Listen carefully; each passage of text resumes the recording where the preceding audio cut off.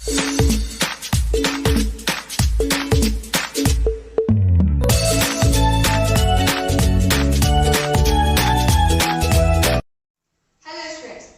है आप सभी का हमारे YouTube चैनल एकलव्य क्लासेस में। तो सेट में हम सबसेट और सुपर सेट, पावर सेट ये सब देख चुके थे।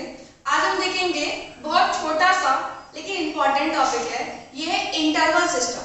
इंटरवल सिस्टम का काम आपको सेट में है ही, लेकिन आपको मेनली जब काम आएगा किसमें, फंक्शन में, जब आप डोमेन या रेंज निकालोगे तो प्लीज बच्चों इसको ध्यान से समझना है, इसके बिना रेंज और डोमेन सॉल्व हो ही नहीं सकता है। तो देखिएगा, फर्स्ट केस अगर हम ले ले, इंटरवल सिस्टम में क्या होती है, इनइक्वालिटी आती है, यानी कि x की जो वैल्यू होगी वो किसी a नंबर से बड़ी होगी लेकिन b से छोटी होगी। x is greater then a but less than b। अगर हम इसको नंबर से लाइन कर समझे, यानी कि a और b, यानी कि x जो है वो कहां से कहां तक में है, a से b के बीच में जितना भी वैल्यू आएगा वो सारी वैल्यू किसकी होगी, x की होगी, ठीक है। लेकिन a को क्योंकि यहाँ पे इंक्लूड, यहाँ पे इक्वल टू का साइन नहीं दिया गया, लेस देन इक्वल टू का साइन ना देके सिर्फ लेस देन का साइन दिया गया, इसलिए हम a चाहे b दोनों में से किसी भी वैल्यू को नहीं ले सकते। हाँ, इससे थोड़ा भी आगे यहाँ की वैल्यू आएगी इंक्लूडेड है, लेकिन a जो है वो हमारा इंक्लूड नहीं होगा, ये वैल्यू हम नहीं ले सकते, ना तो a और ना तो b। तो इस चीज को हम लोग कैसे रिप्रेजेंट करेंगे, x बिलोंग्स टू, तो जब भी ये वैल्यू इंक्लूडेड ना हो तो हम लोग छोटी ब्रेसेस यानी कि स्मॉल ब्रेसेस का, जिसे हम यहाँ पे बोलते हैं ओपनिंग ब्रेसेस का यूज करेंगे a से b तक। इसका मतलब क्या हुआ कि x की जो वैल्यू है वो a से कहां तक है, b तक, लेकिन a और b दोनों में से कोई वैल्यू इंक्लूडेड नहीं है, इसलिए मैंने यहाँ पे छोटी ब्रेसेस यानी कि ओपनिंग ब्रेसेस का यूज किया है। ओके, जब वैल्यू इंक्लूडेड होगी, केस 2 देख लेते हैं, that is x is greater than equal to a but less than b। तो यहाँ पे जब x की वैल्यू a से बड़ी है, उसके बराबर भी हो सकती है, यहाँ पे a को इंक्लूड किया गया है, but b is still not unincluded, यानी कि b को अभी भी इंक्लूड नहीं किया गया। b x जो होगी वो b से छोटी होगी, b के बराबर नहीं हो सकती। तो अगर इसको नंबर लाइन से समझे, यानी कि a और b के बीच की वैल्यू x होगी, और इस बार a भी आ रहा है लेकिन b को हम इंक्लूड नहीं कर रहे, यानी कि a से लेके b तक की सारी वैल्यू a भी इंक्लूडेड है लेकिन b इंक्लूडेड नहीं होगा। तो इस चीज को हम कैसे रिप्रेजेंट करेंगे, x बिलोंग्स टू, क्योंकि a इस बार इंक्लूडेड है तो जब भी वैल्यू इंक्लूडेड होती है तो वहां पे हम लोग क्लोज ब्रेसेस देते हैं। ये जो बिग ब्रेसेस होता है उसको हम यहाँ पे क्या बोलेंगे, क्लोजिंग ब्रेसेस। तो ये हो गया a और b, क्योंकि यहाँ पे इंक्लूडेड नहीं है इसलिए हम यहाँ पे ओपनिंग ब्रेसेस ही देंगे, यानी कि स्मॉल ब्रेसेस ही देंगे। ओके, तो ये दो केसेस हो गए। थर्ड केस समझते हैं।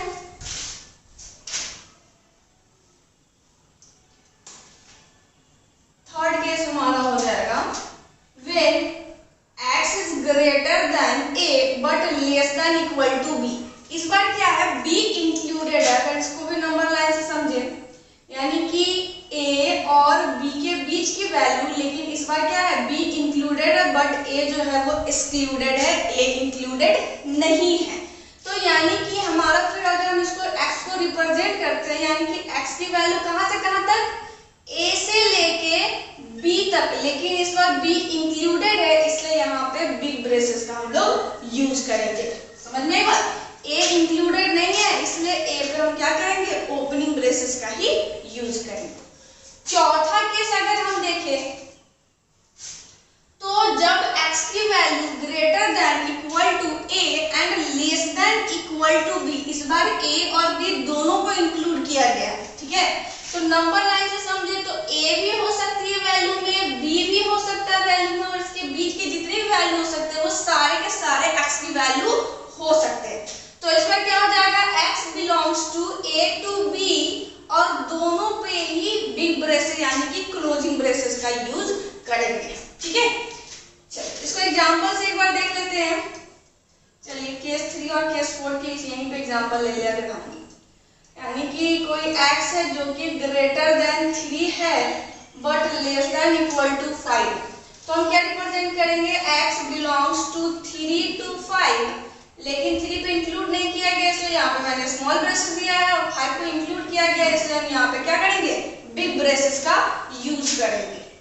वही चीज अगर यहाँ पे ऐसे लिखी हो x belongs to closing braces -4 to 4, इसका मतलब हमें क्या समझना है कि x जो होगा वो -4 से बड़ा या उसके बराबर या फिर 4 से छोटा या उसके बराबर हो सकता है, यानी कि इसकी वैल्यू x की वैल्यू क्या क्या हो सकती है, सिर्फ -4 -3 -2 नहीं, उसके बीच में जो डेसिमल वाली वैल्यू होगी दैट मींस -4 से लेके +4 तक की जितनी वैल्यू है बीच में, डेसिमल, फ्रैक्शन, रेशनल, इरेशनल, वो सारी वैल्यूज पर क्या है, इंक्लूडेड है, साथ में -4 और +4 भी इंक्लूडेड होगा। क्यों? क्योंकि दोनों पे क्या है, क्लोजिंग ब्रेसेस का यूज किया गया, बिग ब्रेसेस मतलब दोनों की वैल्यू भी क्या होगी, इंक्लूड होगी, ठीक है।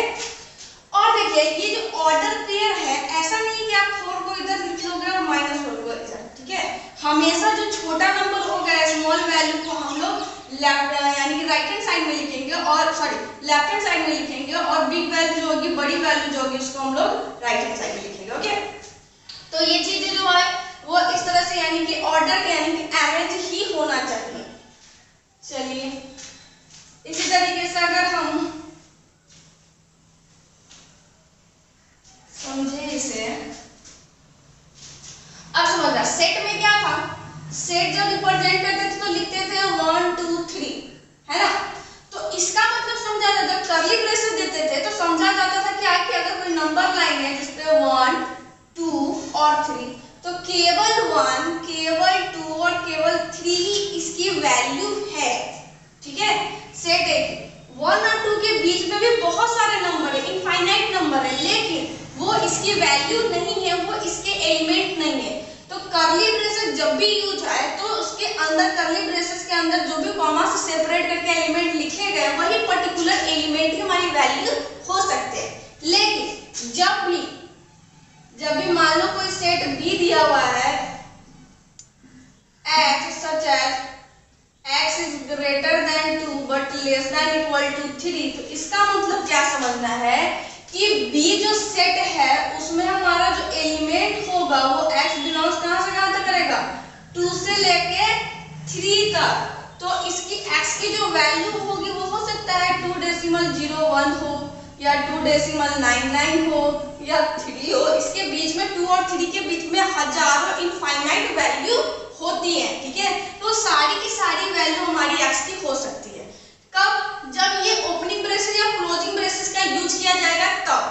कर्ली ब्रेसेस जब भी आएगी इसका मतलब वो पर्टिकुलर वैल्यू ही हमें लेना है, ठीक है, जो भी उसके अंदर लिखा गया है कॉमा से सेपरेट करके। तो इंटरवल सिस्टम बड़ा आसान था, है ना।